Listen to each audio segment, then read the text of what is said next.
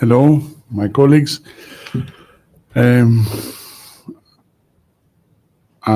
want to welcome to our last webinar of this year. I'm in the middle of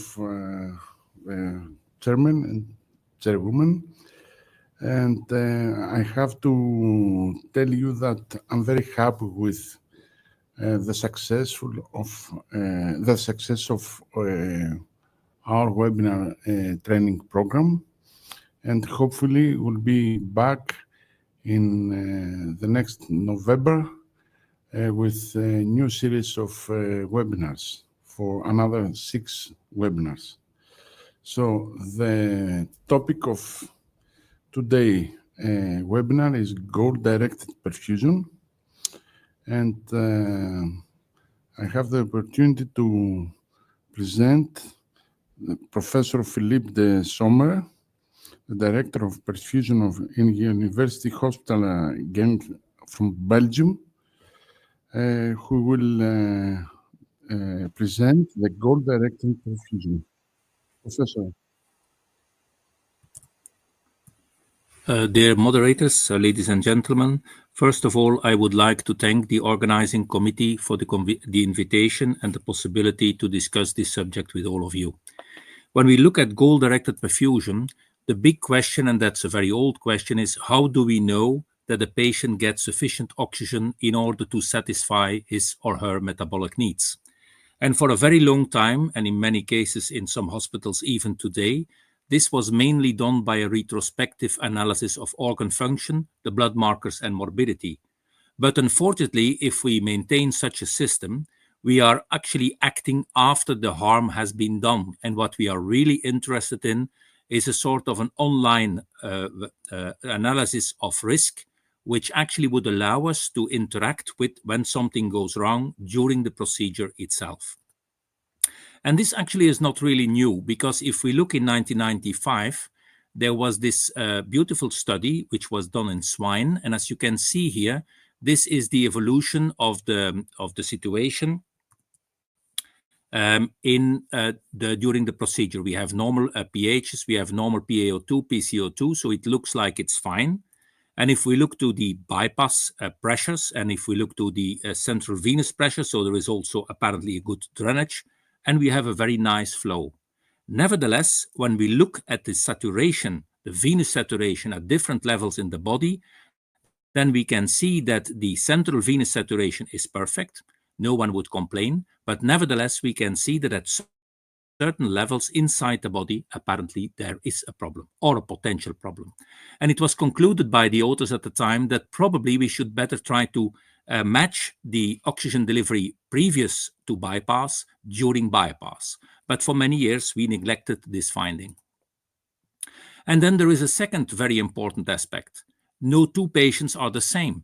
So probably an individualization of patient is an important concept. And this is now also done in the sepsis patient, and we can easily translate that to cardiac surgery. And where is PIRO standing for? Well, it starts with predisposition. A patient has a certain condition before he comes to surgery. And if we compare that to cardiac surgery, that would be he has a certain age, a certain gender, ejection fraction, glomerular filtration rate, diabetes, or eventually a redo situation. And then we have the insult. And the insult is what we do to the patient. And also that can be quite different. For example, the surgery could be a simple CABG, or it could be a combined procedure, or in some cases, it could be severe aortic surgery. We are changing the hemodynamics during cardiopulmonary bypass, and we can question how big that will result in an insult. Sometimes we need transfusion. What about ischemic times? And what about eventually the production of emboli by the system?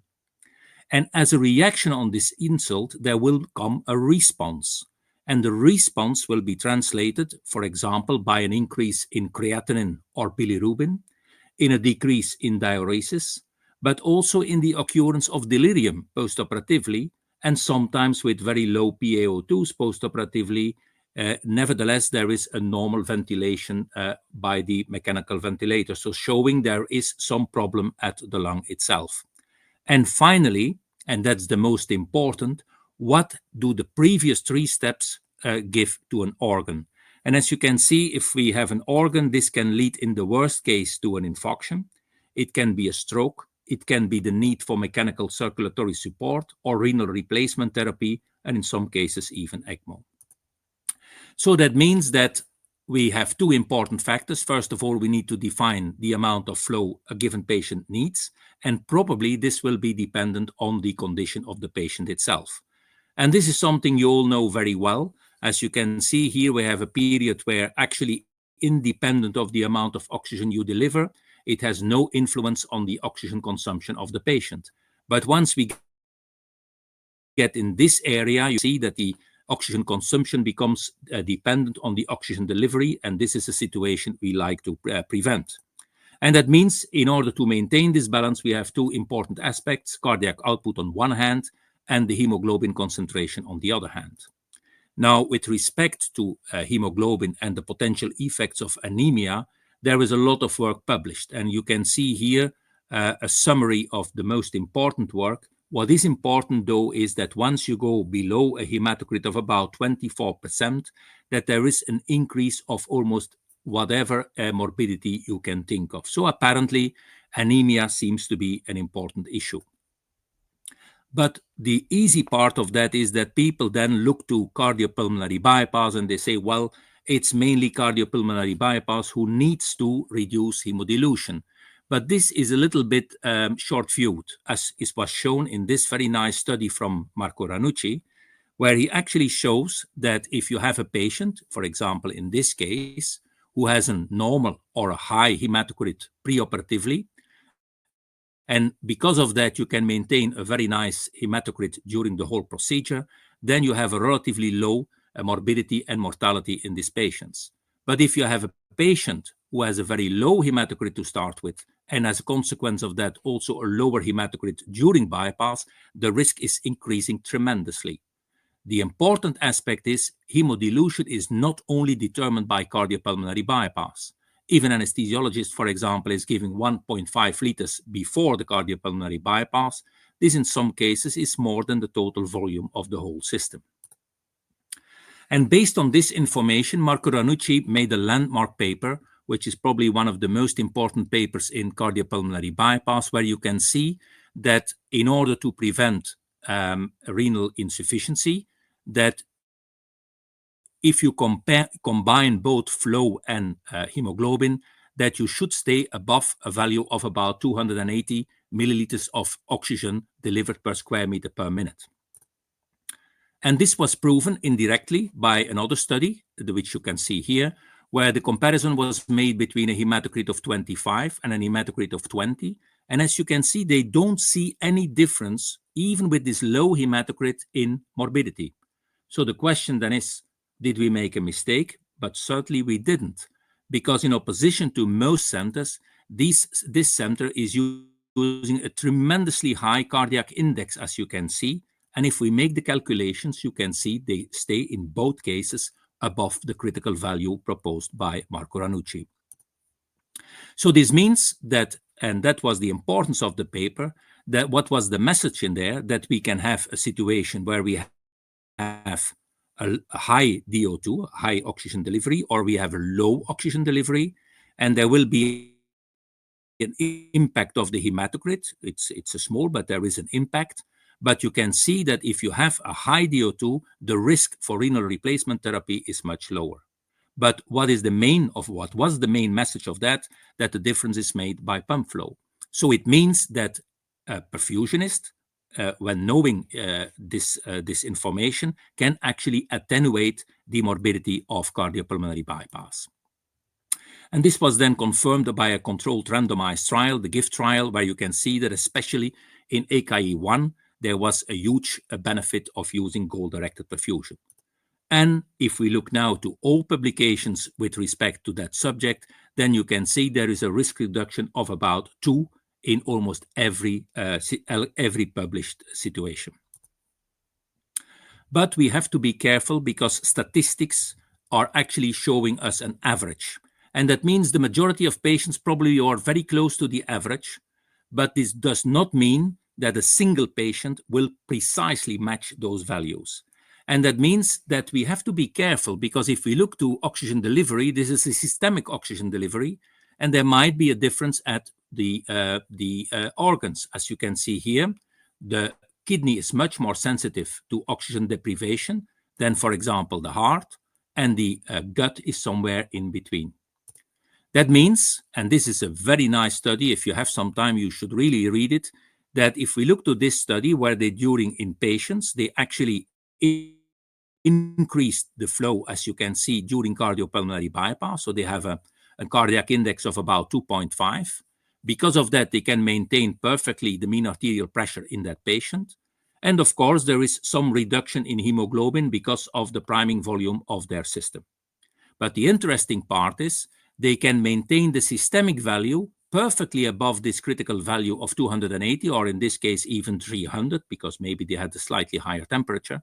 But nevertheless, although they were where we should want to be in the systemic circulation, you can see that in the renal oxygenation, there is still an important reduction.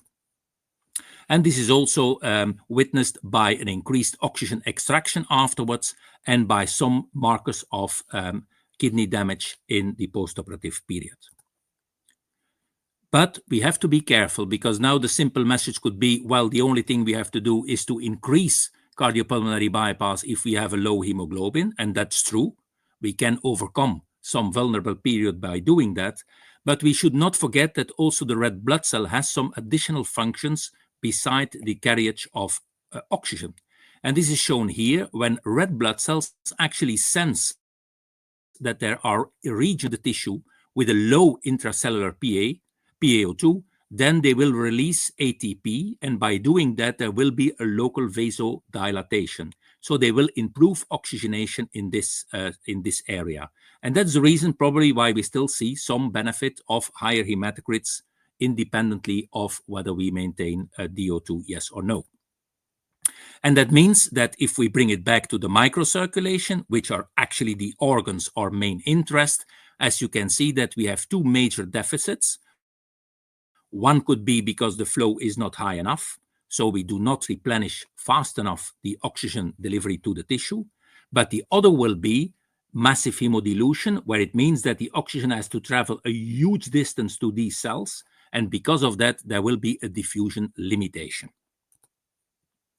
However, we have to be careful, because sometimes it looks very attractive to increase the flow in order to achieve goal-directed perfusion, but it's not always possible because of venous return.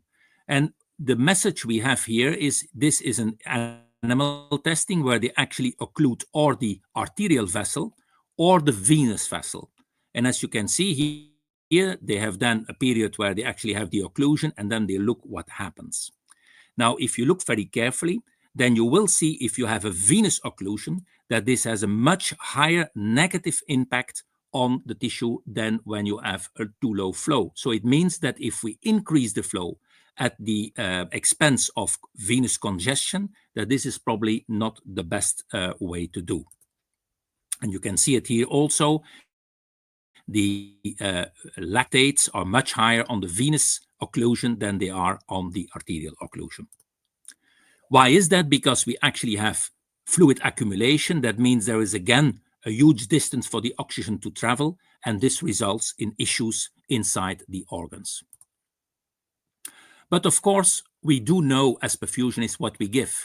We know exactly what is the hemoglobin, we know exactly what is our pump flow, but it's also interesting to know what is the body asking from us. I mean by that, is it satisfied with what we give? And in order to do that, we can use lactate. As you all know, this is a marker of an anaerobic metabolism.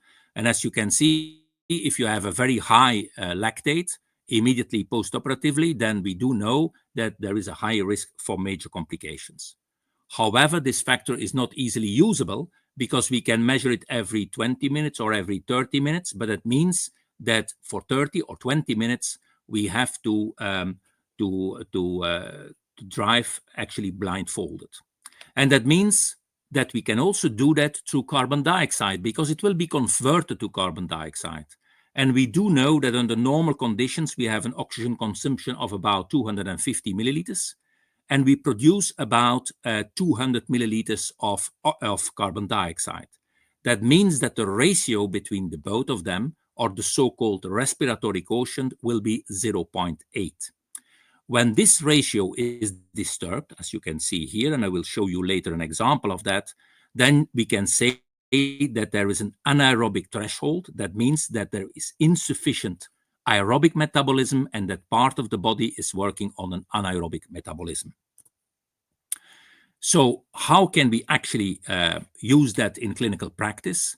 Marco Ranucci had at the time done a lot of work on that, and he decided that the best marker was probably to use the oxygen delivery and to divide it by the carbon dioxide production, index 10 for the surface area of the patient. And the cutoff value found was around 5. And this is quite interesting because if we know that the normal oxygen delivery is about 1 liter per minute and the normal production is about 200 milliliters of carbon dioxide, then we see that this is perfectly the physiological value that we would expect. So how do we know then that the blood flow meets the metabolic need? Now, I think we can in part answer this question. We know what we give, that will be the DO2, and we know what are the critical values. And in order to be sure that this patient is actually an average patient and not an exceptional patient, we have to see what we get back from the patient, and that will be the carbon dioxide production. But there is a problem, because oxygen delivery and the calculation of oxygen delivery is relatively simple. But as you can see on the gas side, we work with the gas, and here we see not a good correlation between the PaCO2 and, for example, the capnographic values in the oxygenator exhaust. However, in another study, we see a perfect correlation between both of them. How come? Because it's important to know that air, or a mixture of air and oxygen, is actually compressible because it's a gas. And that means that we have to bring it back to a certain condition, because otherwise the volume can actually be different because of the water vapor pressure and because of temperature. So in order to have an accurate value, we need to bring it back to standard temperature, pressure, dry. And that means, and you can see that here, that if we make the correction at different temperatures, that there is a difference when we make the correction, but there is no difference whatsoever if you don't do that. And the implications of that you will see within a minute. Another important thing to understand is that the carbon dioxide production is not the same as the PaCO2, because if we have a somewhat higher PaCO2 and we increase the sweep flow, for example, from 2.5 to 3 liters, then this will go down, but it will have no impact on the carbon dioxide production. In order to control that one, we need to increase the blood flow. So how can we calculate that? I think you probably know all these calculations, so I'm not going into depth on the arterial side for the oxygen delivery, but I would like to expand a little bit on the carbon dioxide. Here you can see what a lot of people think, the sweep flow and then the capnographic value, and they calculate. In that case, it's an uncorrected VCO2 because you have not corrected for the temperature. And as you can see, in this case, it would be 105 milliliters, but if we correct it, it would be only 89 milliliters. So why is this important? Because unfortunately, companies who are selling us these machines, which can do the calculations, do use different formulas. And I give you here an example where you can see what is the value on the oxygenation and the carbon dioxide side. If we calculate that with a spectrum device, you see we are in a critical zone. We are below 5. But if we repeat that with, for example, a Connect system, we don't have to do anything because we are excellent in the value we would like to have. So this is a plea for companies, actually please use the same formula so that we as clinicians at least can compare apples with apples. And that means that all of this leads to the famous algorithm of Ranucci, where if the ratio is lower than 5, then you could augment pump flow while waiting eventually on blood if there is not blood available. If that's not helping, you can increase the hemoglobin content. And if that's not helping, then you can see whether you can decrease a little bit the temperature of the patient, and you can discuss with the anesthesiology the level of anesthesia. To end my presentation, I would like to show you 2 examples. This is the first example. It's a small patient, as you can see. And because of that, we can imagine also the fact that she has a low preoperative hemoglobin. So let's see what's happening. This is when we go on bypass, and we see we have a very nice DO2. We have a VCO2, which is fine, and the ratio is 6, so we are in a perfect condition. But in this center, they use crystalloid cardioplegia. And as you can see, as a result of that, we have a reduction of the hemoglobin from 10 to 8. And you can see here now we are red for all our parameters. Luckily, in this situation, the perfusionist is knowledgeable and knows what is called directed perfusion. So as a result, he or she increases the blood flow. And you can see we have immediately an acceptable DO2. But interestingly, it takes some time before the CO2 actually will come to normal, because this is the response of the body on the situation. And then we have a normal situation for the rest of the procedure. Now, what is important that if we look to the graph here, that this patient only had that vulnerable phase for about 10 minutes.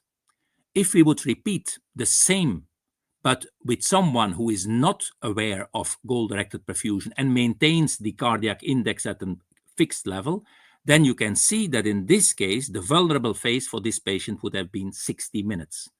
And it's quite obvious that the longer you're below the threshold value, the higher will be the risk, not only for renal failure, but also for increasing of average morbidity. And this is a second case to show you that we can do even more with the goal-directed perfusion. What do we see here? We have, again, a relatively older female person. This is the calculated value at an index of 2.4. She starts also with a low hematocrit. And now look what's happening. So we start, and at the beginning of bypass, 3 minutes, we have a slightly higher VCO2. We see that the flow is higher, probably because of this, than what we normally would have calculated, and that seems to be fine. We see at the same time there is an increase in the systemic vascular resistance. And this is not actually influencing the VO2 nor the VCO2, because these values seem to be acceptable. And also the values of the ratio, as you can see, are within what we want. However, if we look to the respiratory quotient, which normally should be about 0.8, 0.9, then we see here that there is also an increase which correlates very well with the increased vascular resistance. And you can also see here how the oxygenation and the CO2 are actually growing to each other. So in this case, what's happening? Well, they actually start a vasodilator. And as you can see, they maintain the same flow. And look now, the vascular resistance going down, and immediately this is translated in a return, as you will be seeing also here, and again, a separation of the production of CO2 and the delivery of oxygen. And so we end then the operation without any further problem. When we look afterwards, you can see this patient had no increase in creatinine between the pre-value and the post-value. So what are my conclusions? GDP is actually based upon oxygen delivery, but also carbon dioxide production if you really want to have the response of the body. And an increased respiratory quotient is indicative for a disturbed microcirculation. But GDP reduces, and that's proven, postoperative morbidity. And it is the first step to a complete multivariate analysis online. I haven't discussed some of the other variables, but maybe the other speakers will, that are actually need to be incorporated. That's mean arterial pressure and autologous regulation, NIRS values, and processed EEG. But the most important thing is that with goal-directed perfusion, we can preserve organ function by influencing the host response. But in order to do that, we need continuous markers. Thank you so much for your attention. Thank you, Professor. I want to ask Professor Andonitzis if he has any comment for this presentation. Professor.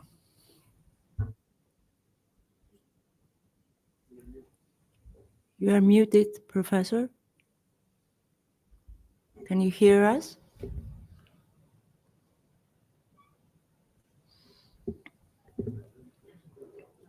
Professor, I can hear you.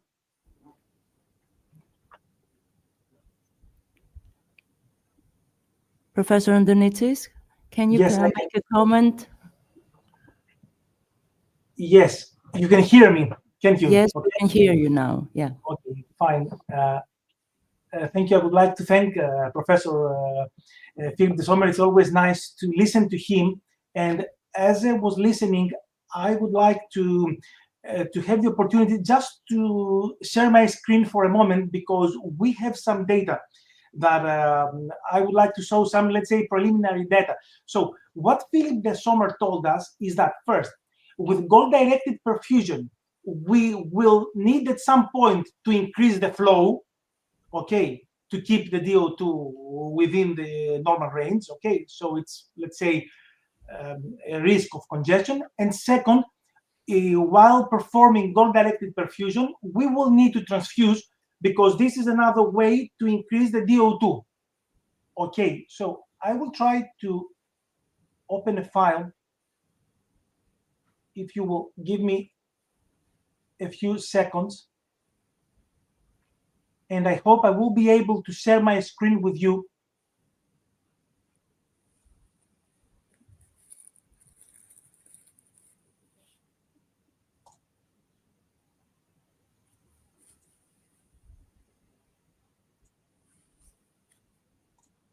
Okay, can you see my screen? No. Can you see a table now, or? No, we cannot see it.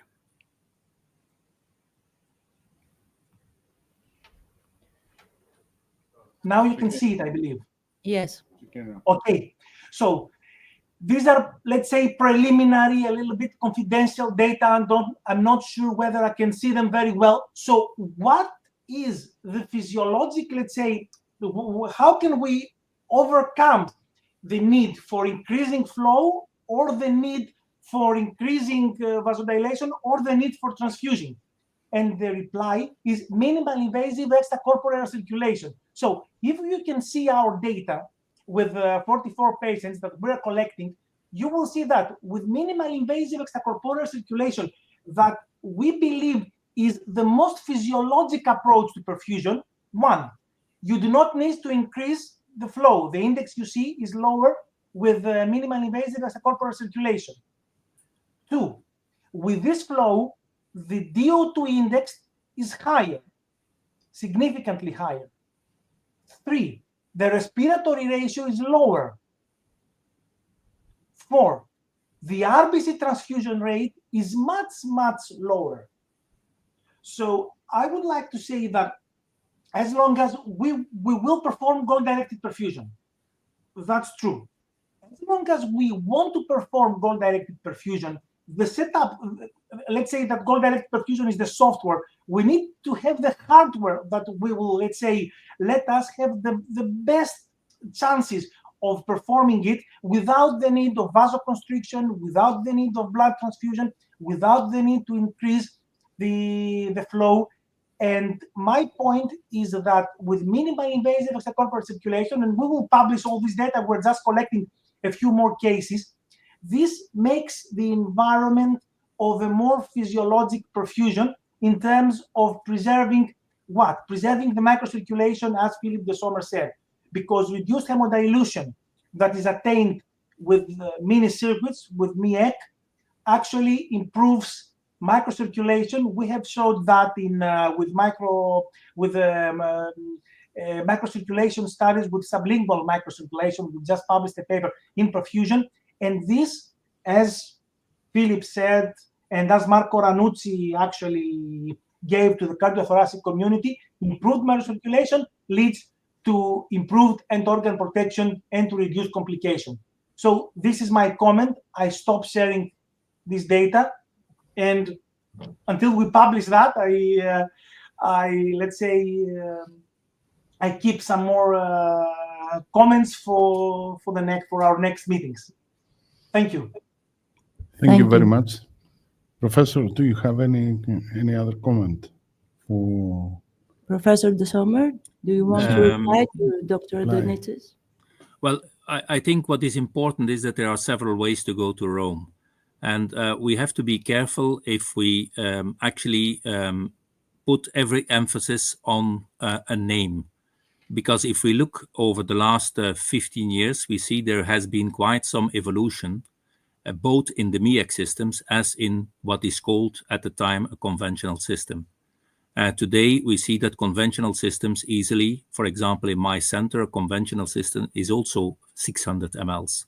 So I mean, both systems are growing to each other. And I think we have learned from each other. And that's important. We have learned that there are a huge number of advantages when using a mini system, but we have also seen that there are some limitations on that, which can sometimes better overcome by a more versatile system. So probably the truth is somewhere in between, that we need to combine the technology of both systems and finally merge that to an optimized system, which has only advantages, but there is still a lot of work to do. Thank you, Professor. What I want to say is I want to thank you, and we are honored to have you here in our webinar. As you conducted with Dr. Ranuzzi the most many studies, and you contributed on these values. Thank you so much. And we will continue with Professor Ranuzzi. He is the Director of Anesthesia of Cardiovascular ICU at Policlinico San Donato, Italy. He is the Professor in Anesthesia and Resuscitation, University of Milan, with all the studies and publication on AKI and goal-direct perfusion values. Dr. Ranuzzi, thank you very much. Thank you for this invitation and for this introduction. So let me present my screen. Okay.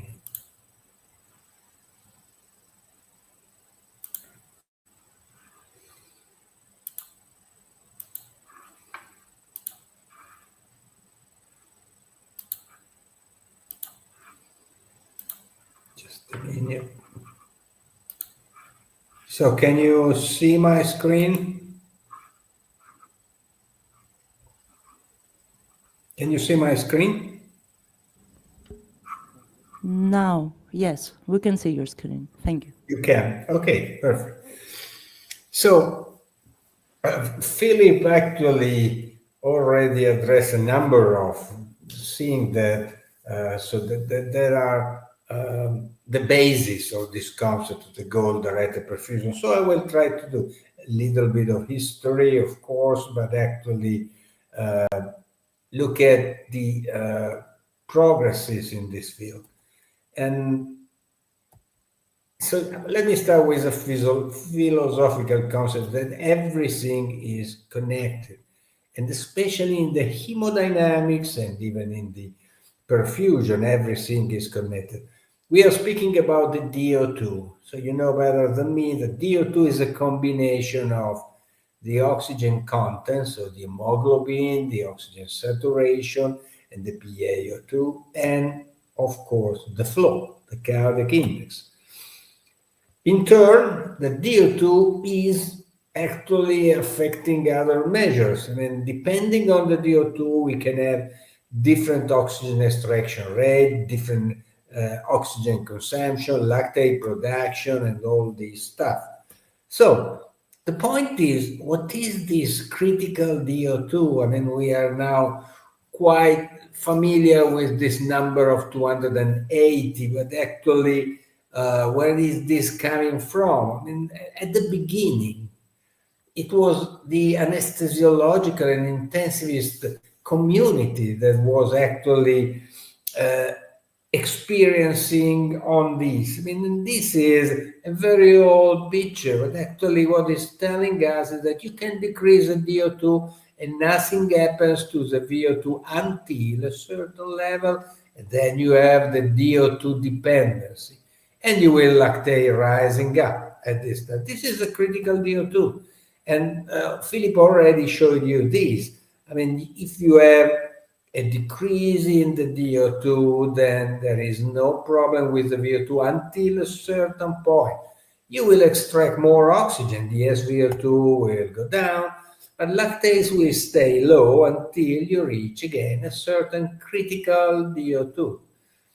And so we have two markers of this, the peak blood lactate and the nadir SVO2.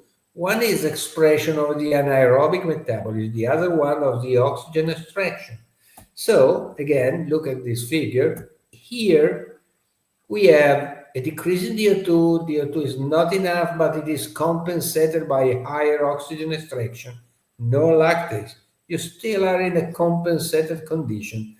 But if you go here, then you have hyperlactatemia. You have an extreme venous desaturation. I mean, it could be 50%, 40%. This is a shock. Actually, it's perfectly the definition of a shock, that is not enough oxygen to the organs. So how much is this critical oxygen delivery, not on CPB, I mean in the intensive care, in critical care patients. So this is a very old study, again, something like 40 years ago, about 313 anesthetized men. And here is another one, more recent, but actually, again, in conscious men, you can go down to 7.3 milliliters per kilo per minute without having hyperlactatemia. See here, you go down with DO2, no hyperlactatemia until you reach a certain level. So if you look at this data, then could be 330, could be something like 280, however, should be somewhere around 300 milliliters per minute per square meters. And again, below this value, there is hypoperfusion, there is dysoxia of one or more organs, and this is the perfect definition of a shock. So based on this, the intensivist, anesthetist, they introduced this concept. It was a goal-directed therapy. We want the patient to stay in a certain level of DO2, not that much extraction of SVO2. We want the patient with an SVO2 of about 70%. So what can we do? We increase the oxygen content by optimizing the ventilation. We increase the oxygen content sometimes by transfusing the patient, and then we increase the cardiac output. And so this is the goal-directed therapy to maintain an adequate DO2. But on CPB, well, on CPB things are the same and probably even more, let's say, comfortable, because we don't have to use inotropic drugs to increase the pump flow. We just have to turn a knob whenever we can. So going to the history, we started with the concept that the hematocrit on CPB is a determinant of acute kidney injury, and this was 30 years ago. And then other researchers confirmed this. This is a very important study. Every kind of complication seems to result from, to be associated at least, with a decrease in the hematocrit on CPB. And so the oxygen content matters, for sure. The point is, and so and flow, is the flow important? So again, about 20 years ago, and Philip already showed you this study very briefly, we tested the oxygen delivery. And yes, it was important, more important than the hematocrit, because if you have a low hematocrit, but you can maintain a nice oxygen delivery, then your acute kidney injury rate will not be that high. And then again, with Philip, we could actually confirm this in a multi-center study, and we sorted out with more or less the same value, 260, 280, someone is telling us 300, this is the range. And we could confirm that if you follow a goal-directed perfusion strategy, then you will actually reduce by about 50% your acute kidney injury rate. So flow matters, of course. It's a combination of the two. And so this is, let's say, some months ago when we published these guidelines. So that's why we placed GDP in class 1A and even the threshold in class 2A, that is, again, between 280 and 300 milliliters. So this is confirmed. It's somewhere around 300 milliliters. But as Philip very nicely introduced, okay, this is a mean value. But it could be that in some patients we need more. It could be that in some patients we even need less. And so this is the point. Yes, we start with the oxygen delivery, but there are certainly other factors, apart from the DO2, that may affect organ function during CPB. And I'm very happy that Philip quoted Charles Fildevor, because I've been a pupil of Charles. So, and I always remember this statement: we need an online CPB monitoring to tell us, like a cruise control, whether or not we are doing a good job. So we introduced this concept a couple of years ago. That is, we were looking to another set of variables that could be determinants of acute kidney injury, and we ended up with a number. Okay, the nadir hematocrit was already known, the nadir DO2 was already known, but we found other linear correlation, or even let's say polynomial correlation: the time of exposure to a low DO2, the nadir mean arterial pressure, and of course CPB duration. Lactase, where they are not determinants, they are just a marker. But even transfusion on CPB were increasing the risk. So we created this multifactorial dynamic perfusion index that is inclusive not just of the DO2 but other parameters, and we ended up discovering that the prediction, the discrimination power of the MDPI was superior to the static models. We could reach 0.77% of an area under the curve, and in a second study 1 year ago we did validate this same strategy, but this one was prospective, the other one was retrospective, and we sorted out with, again, 0.81 as a discrimination power of the multifactorial dynamic perfusion index. How do I see this in the clinical practice? Well, let's say this is a patient with 2 hours of CPB, and this is a nice behavior. I mean, 24%, 300 DO2, good blood pressure, no lactase, no transfusion. Then if this is a simulation of these equations that are behind the multifactorial dynamic perfusion index, and then if you have a decrease in the hematocrit and you do not react, then you will have a decrease in the DO2, and then the risk will climb up to 10%. And then if the hematocrit declines again, a very low DO2, now you will see that there is lactate formation. Once you reach a level of about 2, then you have 20%, and you can even climb up to 30% if you have hyperlactatemia, transfusion, very low oxygen delivery. So this is what I, let's say, would like, and I'm quite sure that I will probably see on the monitor of the perfusionist, so that he can act, because there are things that can be modified. You can hemoconcentrate the patient, you can increase the pump flow, and these are some of the possible interventions. So let me close with something that we are presently working on. These are unpublished data, and I think you will very soon find them in the literature. And this is to answer and to address the point that Philip raised. Not all the patients are the same. This number, see here, 280, it's not a magic number, it's the mean level. So, of course, if you stay below then your acute kidney injury rate will be 27. And if you say above, will be 13. So risk ratio 2.4. And this is actually funny enough. Every kind of study will sort out with a risk ratio or odds ratio of, let's say, 2 to 2.5. So it's true. This is an important threshold, but look at this. This is okay. You stay above and you will not have acute kidney injury because this is the line of an increase of creatinine of 1.5. So this is the international definition of cardiac surgery associated acute kidney injury. So we are okay this. True negative. You will not develop acute kidney injury if you stay above.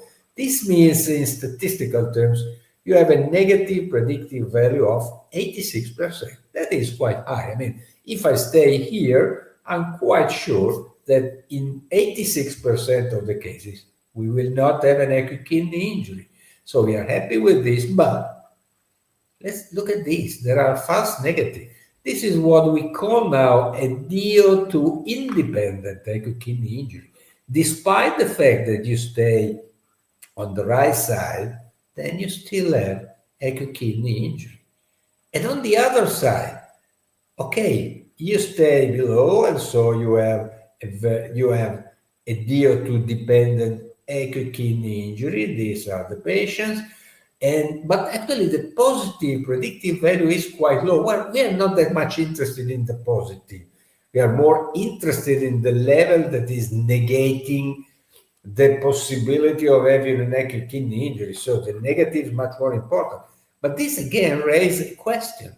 So we have a number of false positive patients that stay below this threshold, but they do not develop an acute kidney injury, and they are many. So the question that arises here is which factors determine having a low dependence to the low native DO2. So staying here, and which factors determine having acute kidney injury at a normal or even high oxygen delivery. So we went to, these are more than 1,000 cases.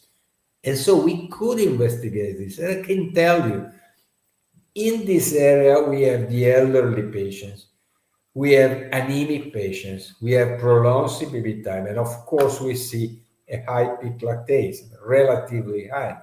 While in this area, we have young people, we have a higher hematocrit, we have a relatively short CPB time, 1 hour and a half with respect to 2 hours, and a lower level of lactase. So we can discriminate. And actually, if you look at this is the effect of the CPB duration. Of course, the longer, the higher is the risk. But look at this. If you stay above the threshold, then your risk will be quite lower than in people where you stay below. But we cannot do anything about CPB duration unless changing the surgeon. I mean, so we cannot act on this. But we can on this. I mean, of course, we cannot change the age. But this one, to me, I'm still looking at this picture and I'm not totally sure that I can understand this. But actually, you see that for the same age, if you stay above, then you say, let's say at 60 years, you will have 7% risk. But if you stay below, you will have 3 times higher risk. So what should we do? I'm not totally sure, but probably we should consider, let's say, a patient-specific level of DO2 based on a number of conditions that we are now studying. I think at the end of the day, we will still confirm, of course, that DO2 is important, but then we can adapt the threshold value to the condition of the patient. Someone is in need for a higher level, someone for a lower level. So thank you very much for your attention. Thank you very much, Dr. Ranucci. It was great, and we are honored to have you present in our webinar. And now, Balanika Marina, she is the Director of Anesthesia at Onassis Cardiac Center in Athens, Greece, will make a comment. Thank you. Good afternoon, everybody. I would like to thank Professor Ranucci for his excellent presentation, and I would like to thank the organizing committee for inviting me here. As Dr. Ranucci has, Professor Ranucci has mentioned, the goal-directed perfusion is a well-defined, is evidence-based strategy already to protect, aiming to maintain this, to maintain perfusion DO2 above a certain above this critical value, in order to decrease the incidence of acute kidney injury during cardiopulmonary bypass. I would like to mention that, to point out that Onassis Cardiac Surgery Center, Onassis Hospital, is the unique institution in Greece, having the privilege to use this monitor in real time in everyday routine, and that we usually combine it with a goal-directed anesthesia goal-directed therapy approach.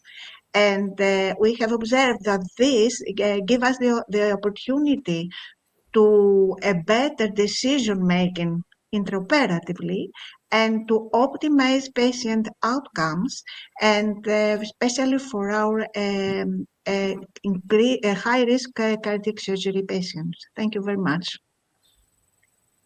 Thank you. If I can just add a little comment. Of course, we are now looking very strictly to this concept of DO2 delivery independent acute kidney injury. So you have seen there are some predisposing factors. But at the end of the day, I think the great majority of these patients actually are those who, after CPB, are experiencing a low cardiac output. And so, because of, let's say, they could have many problems. It could happen in the intensive care unit or immediately after weaning from CPB. And so this is why the transition from the goal-directed perfusion to the goal-directed therapy is very much important. I see a question on the screen, so I can probably answer the question, that is, does the age of the patient impact?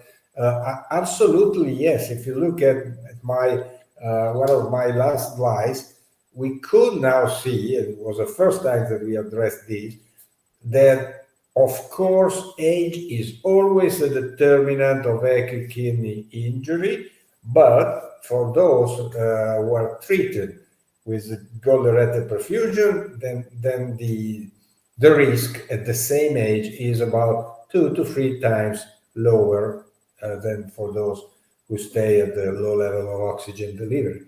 But presently, I cannot totally answer the question. So if you ask me what is the threshold that we should maintain, the level that we should maintain for an 80 years old man or a 40 years old man, I cannot tell you anything, but I think sooner or later we will be able to give an answer to this. Thank you, Dr. Ranucci. It was a great presentation.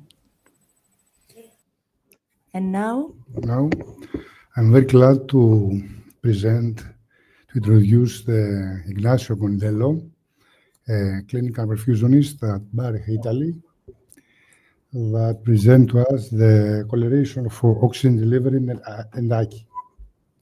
Go, Angelo. Can you hear me? Yes. Okay, thank you so much for the opportunity to share this presentation. I am Ignazio Condello. I am a cardiovascular perfusionist. I came from Italy. This is my disclosure for this presentation. I see the previous presentation about oxygen delivery, and I use this approach in my last 12 years as perfusionist in clinical practice in adult patients.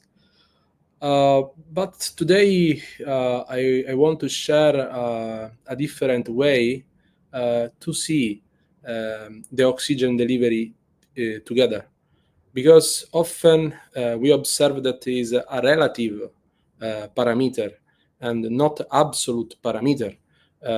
In many studies talk about the oxygen delivery in relation to VO2 production, in relation to oxygen extraction ratio, in relation to the morbidity, the frailty of the patients. So in this way, the work of perfusionists is a really, really different work, because many parameters have a positive and negative impact during cardiopulmonary bypass. In particular, the venous return, expression of hydration, volemia, vascular resistance, expression of the mechanical ventilation of the patients, liquid and add volume, have an important impact in the management of oxygen delivery and in the generation of blood flow during cardiopulmonary bypass. Today, we have many technology and flow meter to address this parameter. So today, I want to talk that often we talk about goal direct perfusion only in cardiopulmonary bypass, but is correct to believe in an holistic approach, because often we manage patients that have preoperative factors that increase the low cardiac output. For example, patients that have a mechanical ventilation, altered venous return, low ejection fraction, have a low cardiac output. And in this context, the survey in European and American survey showed that the only 40% of anesthesiologists use Swan-Ganz catheter, and there is a gap in comprehensive monitoring. We observed that in this context, goal direct perfusion help to correct the previous low cardiac output, no? But anemia, extended CPB time with increase of inflammation, microcirculatory dysfunction, microembolic activity, have an adverse impact. So in this context, is really important the consideration of holistic approach before cardiopulmonary bypass and at the end of cardiopulmonary bypass. The other approach, interesting approach that I study in the last month is the management and the monitoring of oxygen extraction ratio and venous return in superior vena cava and inferior vena cava. Because often when we monitoring the VO2 and the oxygen extraction ratio is a mixed parameter and not a selective parameter for the organ. And this is another interesting approach for paving the way in the future study. The other critical consideration that are the critical consideration for my past study and contemporary study, no, is that we have a gap in pre-bypass procedure and post-bypass procedure.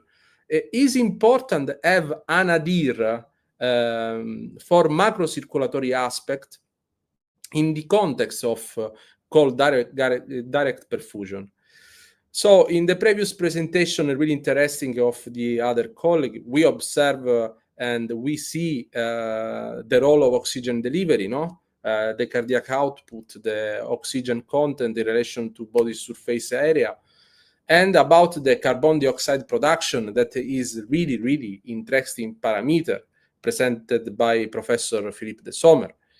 So this is the study and show the effectiveness in prediction and protect from acute kidney injuries. So in my previous study, I didn't use the carbon dioxide production because in our experience, in previous experience, we use the carbon dioxide insufflation in the surgical field. And this is a big bias. And for this reason, we study the patients underwent cardiopulmonary bypass with the nadir of 280 in relation to oxygen extraction ratio, and the patients that use cardiac index without flow meter in relation to the mixed venous saturation. In this context, we found that the two groups are similar for characteristics, hemoglobin and the preoperative value, and the morbidity and time of CPB. We found that there are a statistical significant difference in lactate production. In particular, the group A reported a low incidence of hyperlactatemia for the management of the DO2 much more 280 than the group that use a low value of oxygen delivery. And we did the same for the incidence of hyperlactatemia for the patients that use only cardiac index without oxygen delivery. This is the trend of the lactate production in relation to oxygen delivery and cardiac index. And we found that the sensitivity and specificity of oxygen delivery in relation to oxygen extraction ratio is much, much better than cardiac index. And we share the results about this as negative predictive value and positive predictive value. And we found that the incidence of hyperlactatemia was very low in the group A that used oxygen delivery much more than 280 in relation of oxygen extraction ratio of 25%. This approach is correlated with the acute kidney injuries. The patients that reported incidence of lactate during CPB reported an incidence of an increase of acute kidney injuries and an increase of mechanical ventilation at the length of stay in intensive care unit.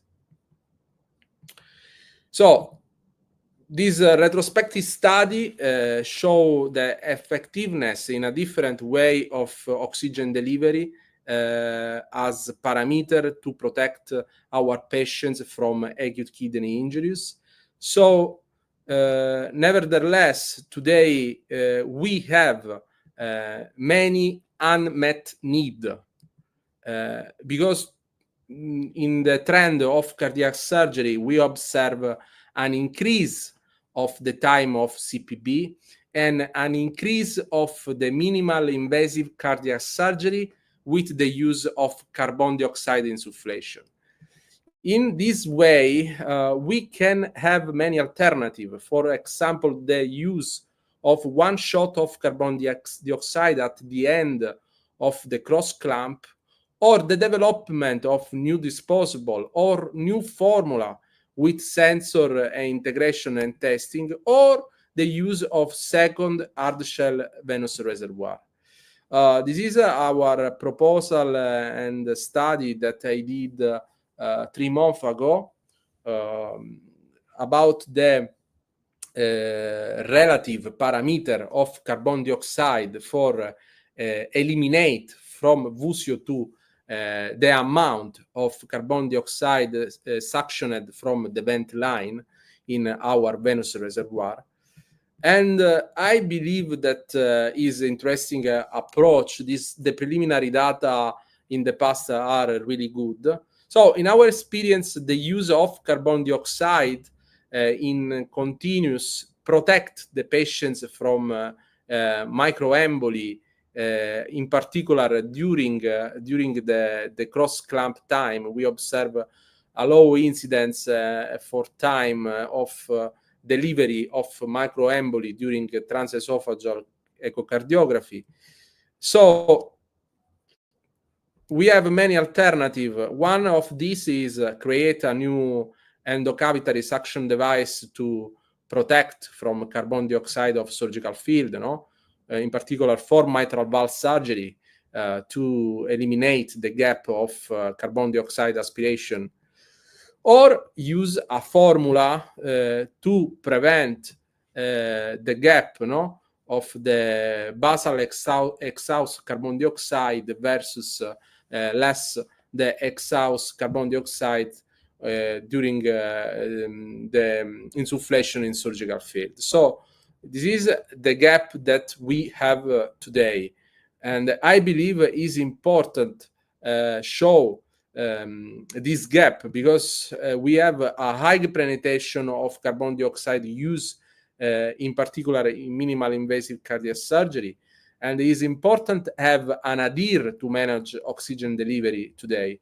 The other alternative, this is a really interesting paper for manage the elimination of carbon dioxide from surgical field, is the use of a second cardiotomy to protect the VCO2 parameter outside the oxygenator.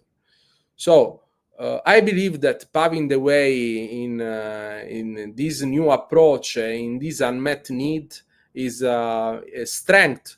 The goal direct perfusion, this is an inexplored area, and I believe that it is really important share and talk about this. Thank you so much for your attention. Thank you for excellent presentation, Ignacio.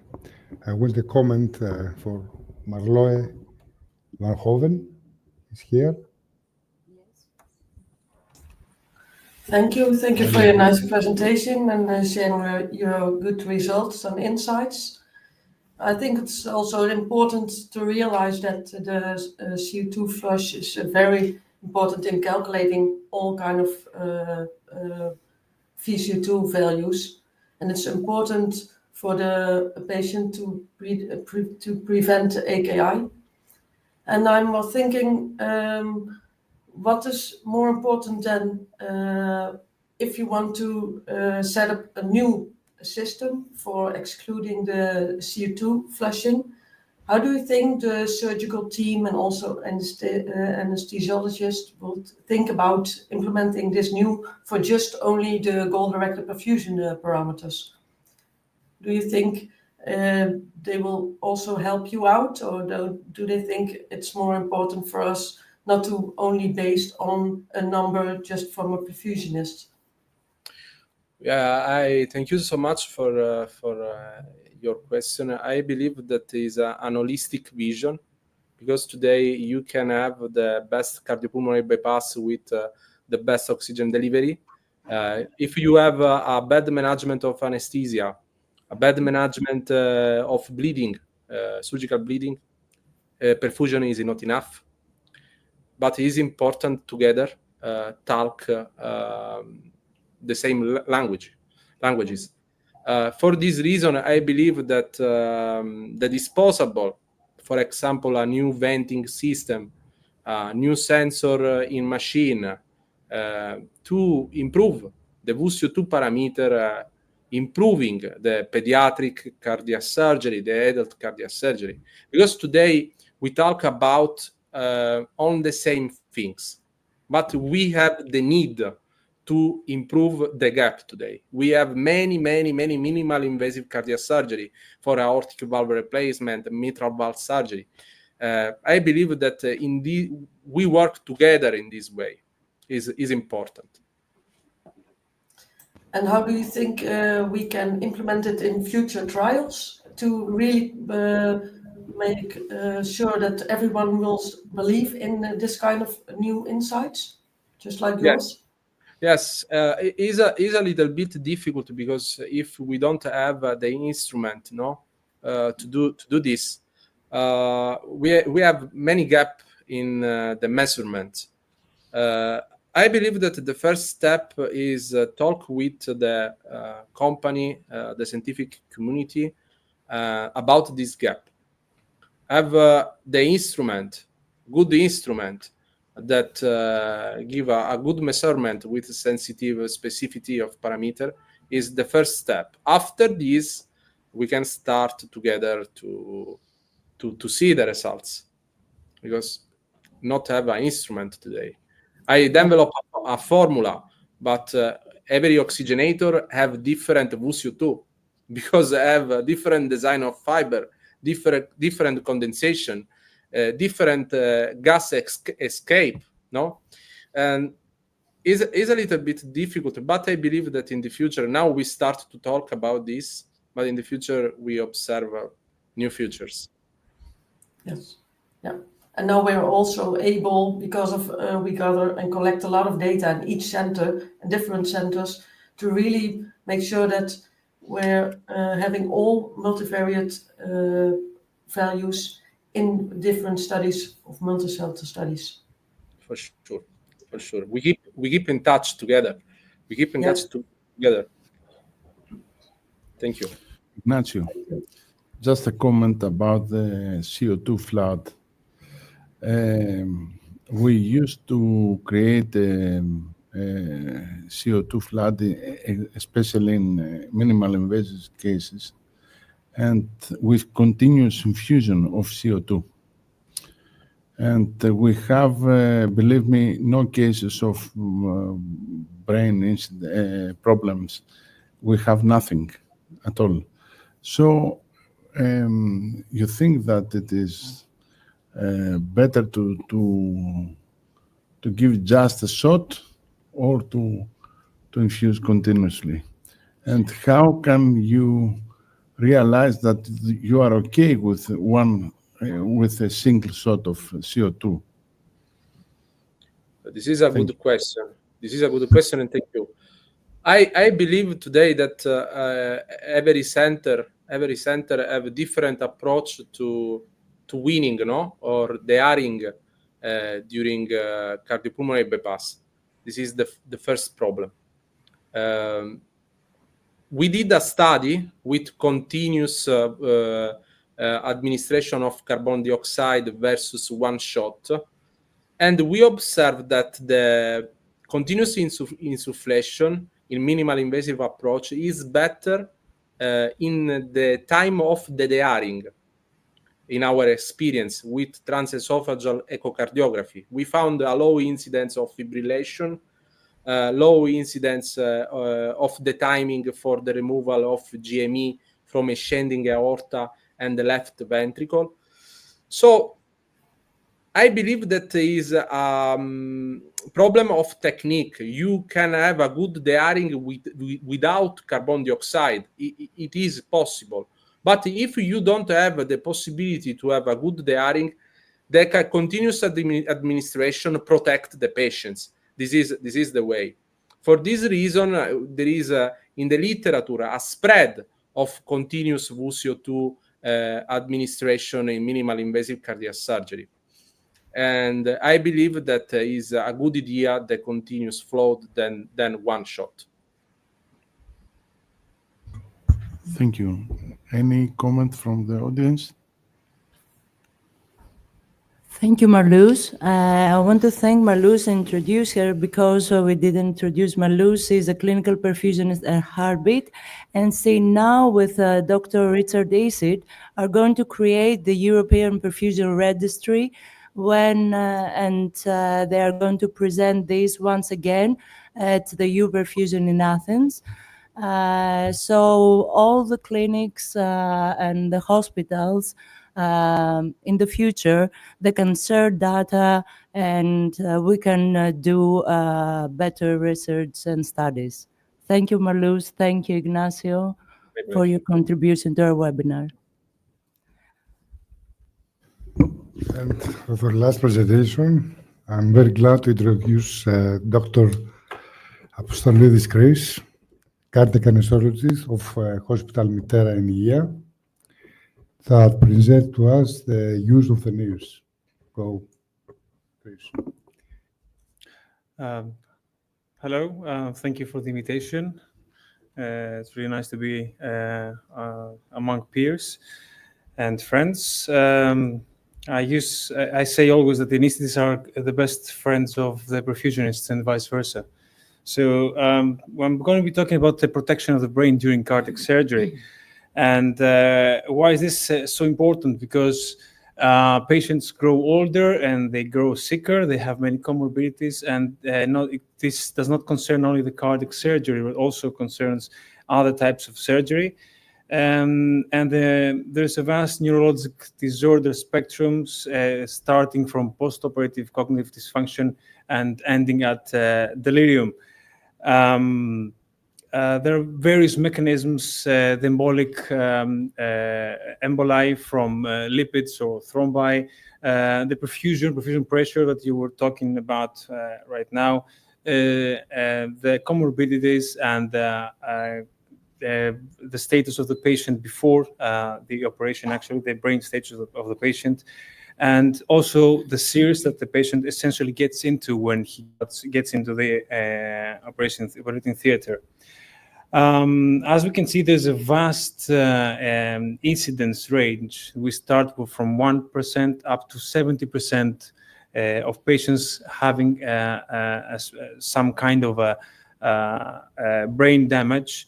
And the postoperative cognitive decline up to a year after the operation. Up to 20% of patients after a year of their operation, they have a cognitive decline. And we can see that when we speak to the next of kin, and they say that our grandfather or our father is not the same afterwards. This has raised concerns from the early ages of anesthesia, from 1887. And they said that they were noting that after the anesthesia, the patient has delirium. There are many etiologic factors. Not one of them is actually the key player, but all of them play a small or bigger role in maintaining the brain status of the patient. So there are patient-related factors, procedure-related, anesthesia-related, and or surgeon-related. As far as the embolic load is concerned, we have air, atheroemboli, thromboemboli, and particulate emboli that come from the effusate of the thorax. And they are to blame for about 75% of actual strokes. Now, the atheromatous emboli, of course, we all know that an atheromatous ascending aorta, especially the lesser curvature, is a risk factor for cerebral emboli. Actually, it is the preview of a bigger picture. Even if we avoid dislodging these atheromatous emboli, the patients do not essentially have a better outcome. So what are the protective measures that we could use in such patients? Of course, statins are a key player. They do not make a difference when we start them perioperatively. They have to be started earlier on. And many have argued that we should start also aspirin or oral anticoagulants.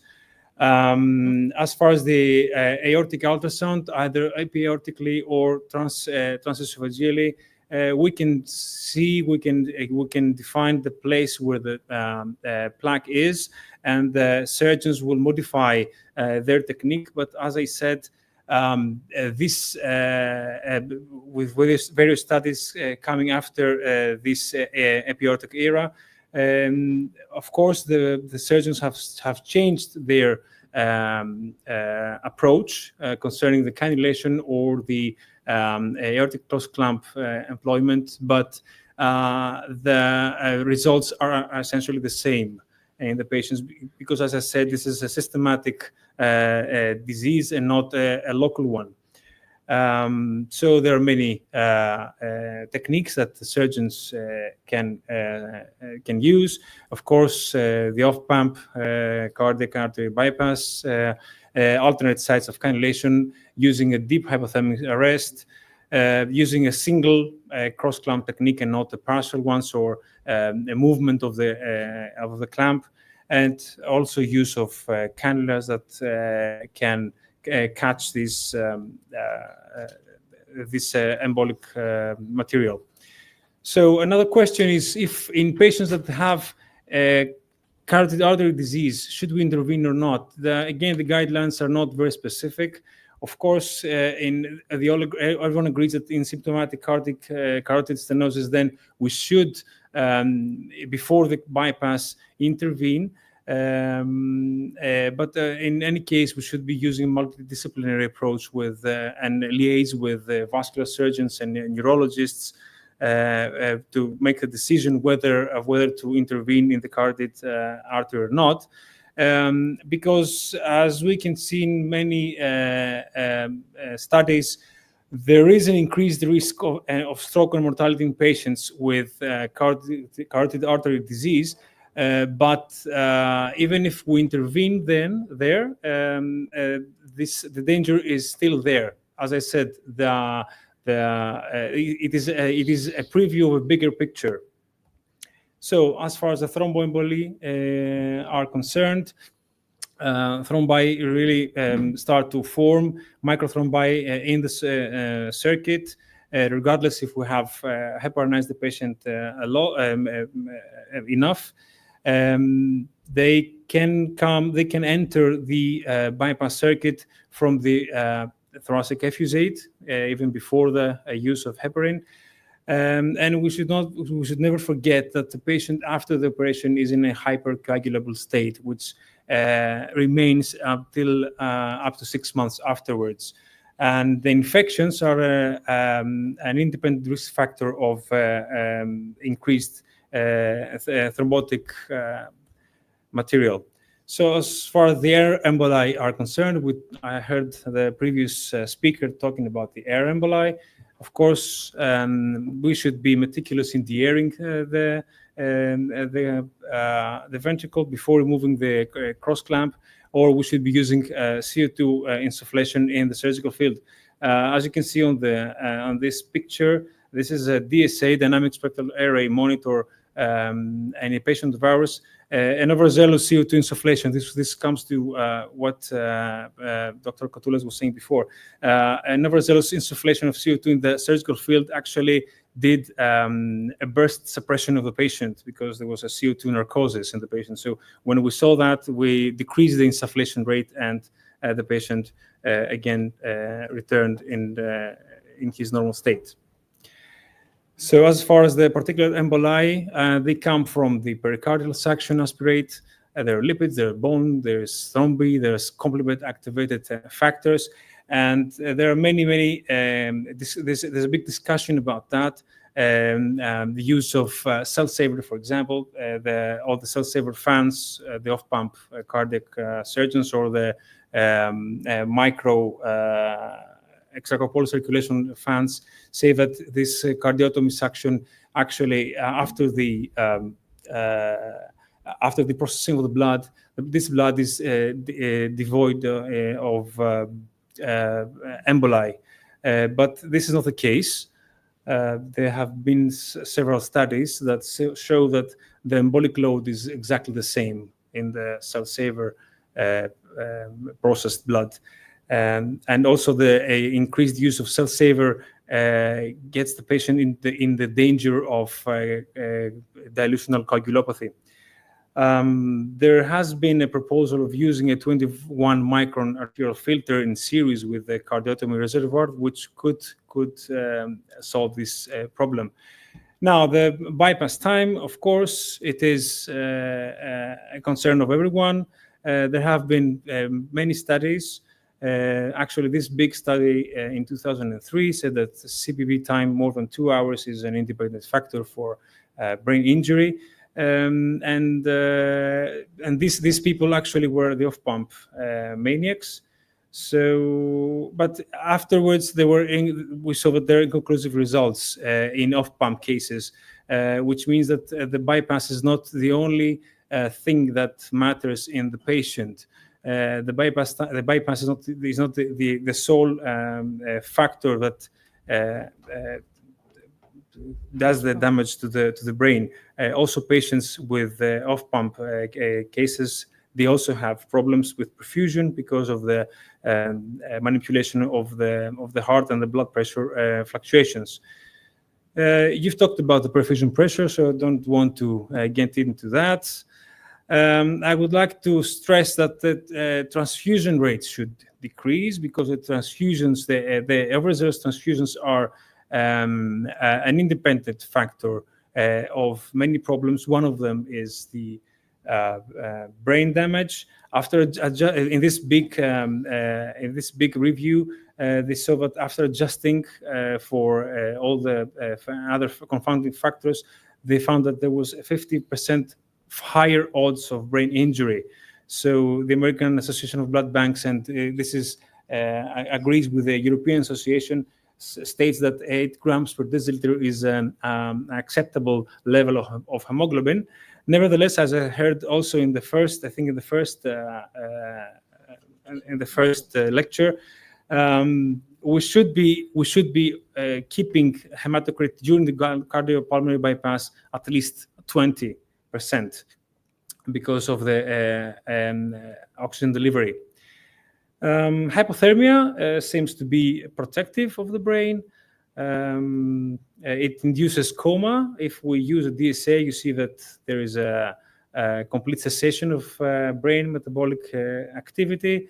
And this burst suppression has been associated with a postoperative cognitive decline, but actually hypothermia is protective. So we cannot really stress which is which. What can an anesthetist do? First of all, we can have various monitors. To break this to you, no excellent monitor exists. We know that.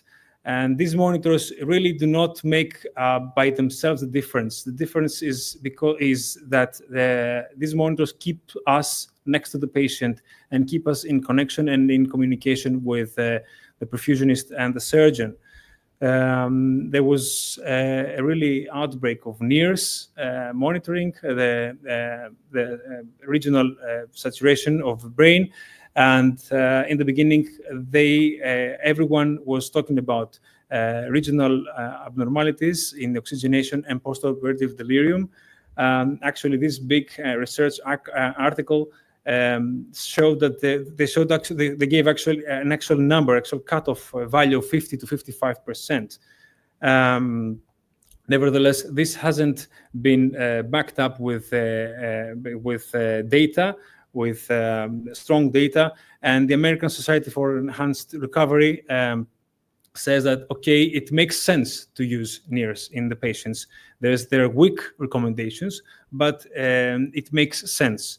In a recent article of in the Journal of Cardiothoracic and Vascular Anesthesia, they argue that NIRS does not make a difference. What makes a difference is the actual state of the patient preoperatively, the preoperative cognitive impairment, whether we use or not dexmedetomidine, whether we have a big cardiopulmonary bypass, and whether we have values of BIS, the bispectral index, less than 40. So this is our new era of BIS and dynamic spectral array. This is very hot nowadays in the anesthesia societies.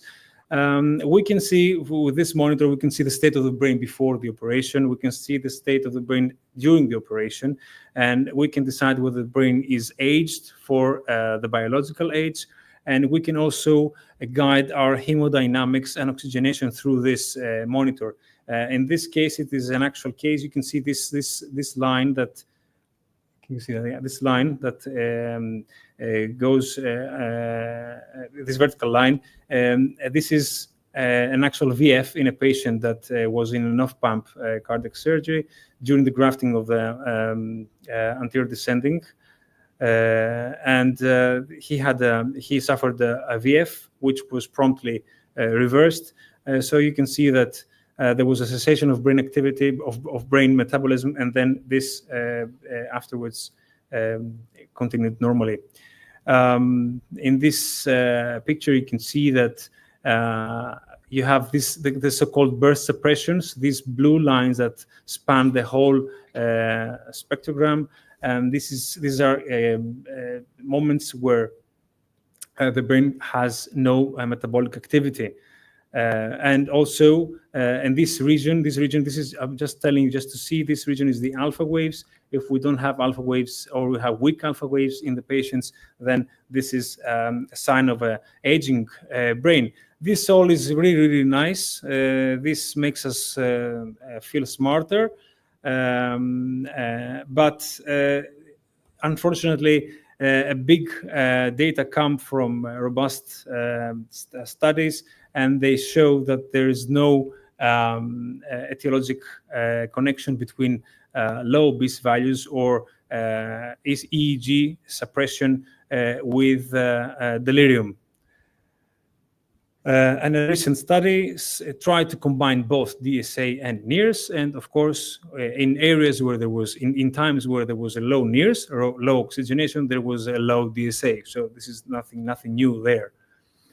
The transcranial Doppler, I have no experience in that. Then, if you use it, you can see the perfusion during the bypass or during the periods before and after bypass, and you can actually find. You can detect microembolic signals. As far as anesthesia is concerned, we have done everything. We have compared volatile anesthetics. We have compared intravenous anesthetics. We dug up ketamine to use it. We used opioid sparing techniques. Nothing has really been a game changer. Dexmedetomidine is one very promising pharmacological factor, and after the bypass, after the operation in the ICUs.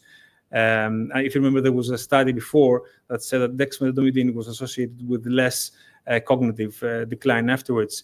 As far as the tranexamic acid is concerned, of course, we know that it can lower the seizure threshold.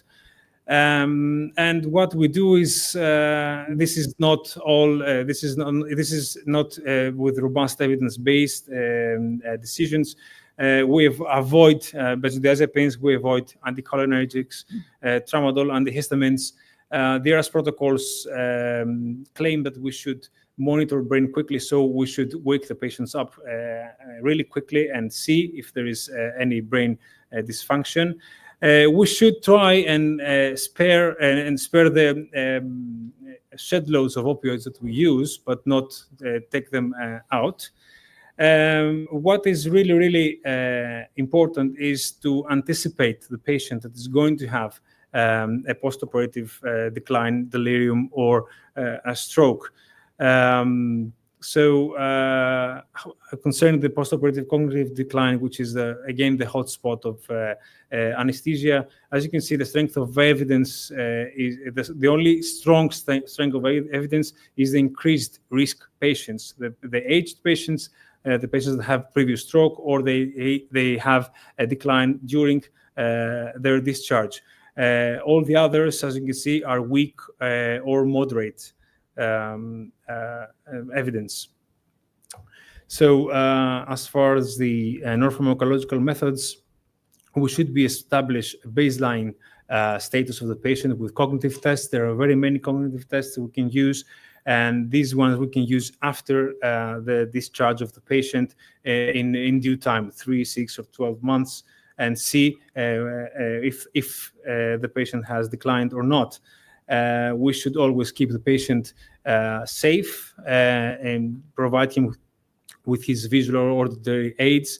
We have to have their next of kin present in the postoperative ICU or in the ward afterwards. The patient should be oriented in time and in place. We should adhere to his circadian rhythm and have a quiet environment, and of course feed and hydrate him. That's about it. Thank you. Thank you, Chris, from the excellent presentation. And we call Eftikos Panagiotis, doctor, cardiac anesthesiologist of Onassis Cardiac Center, for a comment. Well, hello, thank you for the invitation. It is a great pleasure to be here to comment on Dr. Apostolidis' presentation. Indeed, neurological neurological complications remain among the most worrying problems after cardiac surgery, since these complications not only impact morbidity, mortality, also deeply affect a patient's quality of life. As Dr. Apostolidis said, the brain injury during cardiac surgery is multifactorial and results from different mechanisms, such as embolic phenomena or systemic inflammatory response or metabolic phenomena. The strategies used include pharmacological agents like ketamine, dexmedetomidine, and other, and procedural impacts such as controlling temperature, reducing cardiopulmonary bypass time, monitoring cerebral oxygenation and cerebral perfusion pressure.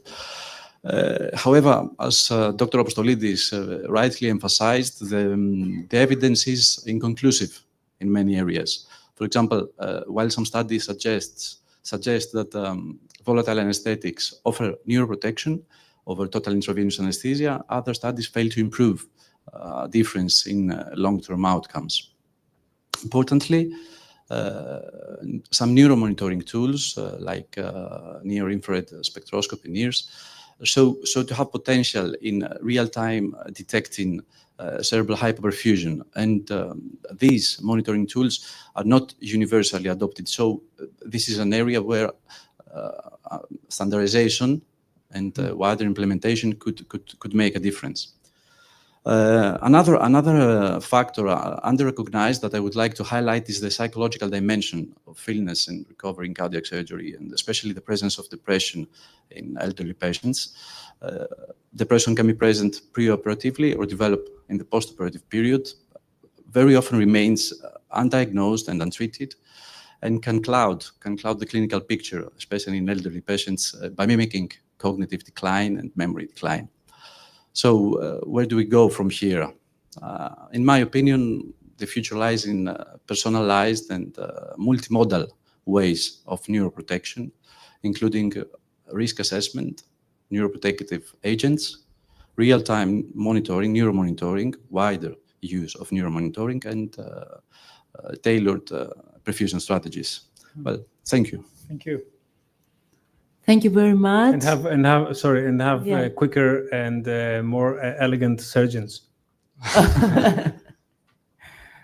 Thank you very much, Thank Christos.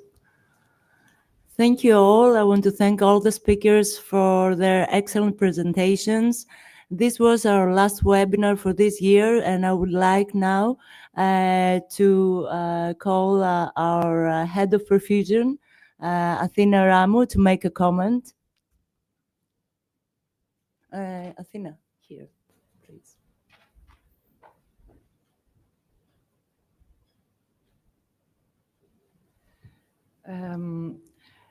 From my point, I would like also to thank you all for your time, for your participation in our webinar.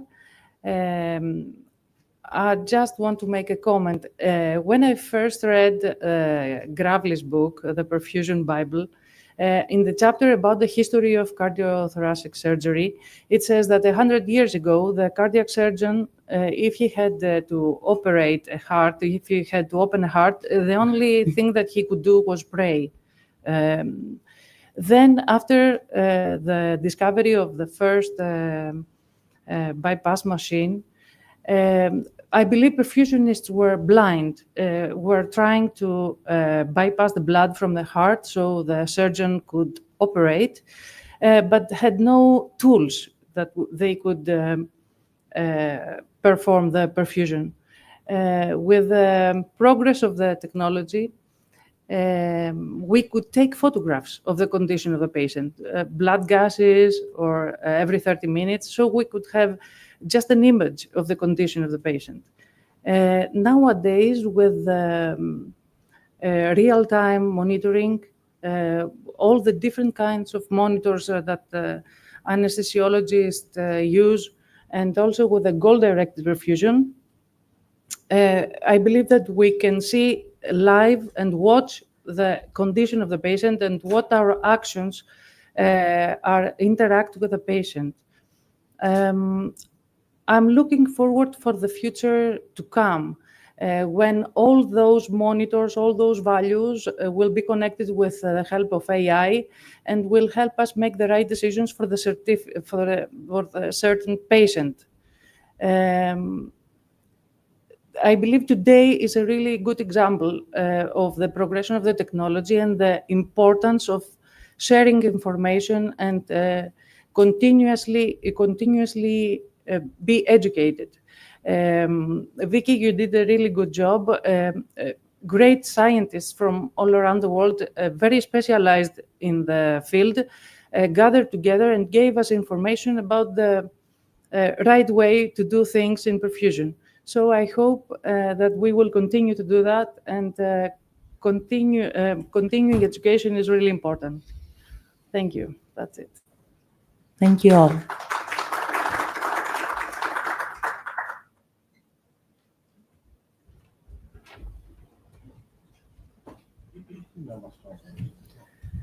Ευχαριστούμε όλους που ήρθατε.